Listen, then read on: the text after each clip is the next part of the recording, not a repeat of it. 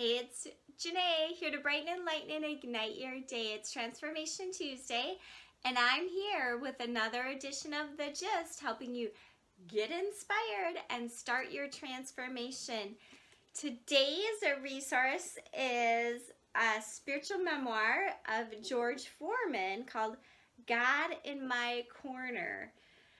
So what's fun about this resource, and really what inspired me to read it, is that I love learning about other people's lives, especially how they had lives of inspiration and transformation, how they really found it, exactly what I'm talking about, right?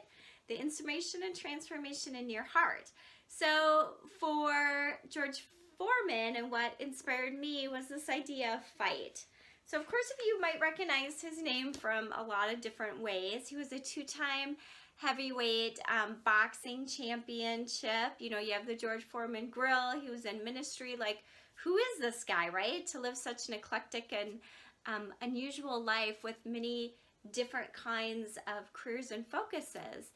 And what's interesting is that he was always a fighter. You know, he grew up in poverty, tough home life, and became truly a fighter for his career.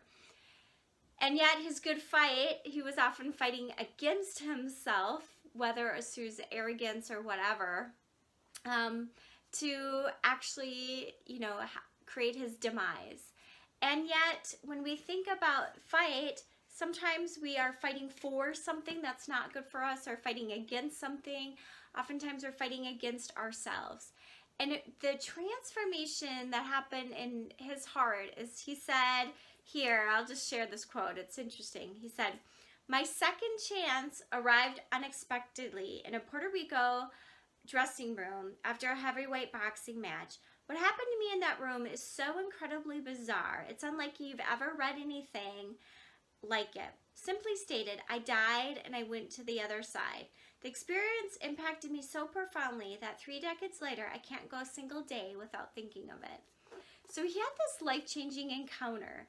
And, maybe we will, or maybe we won't in our lives, but we always have the opportunity to encounter each day to be transformed, to be renewed, to have that second chance to live a better life. And that's what he chose. And so really, the transformation is the comeback.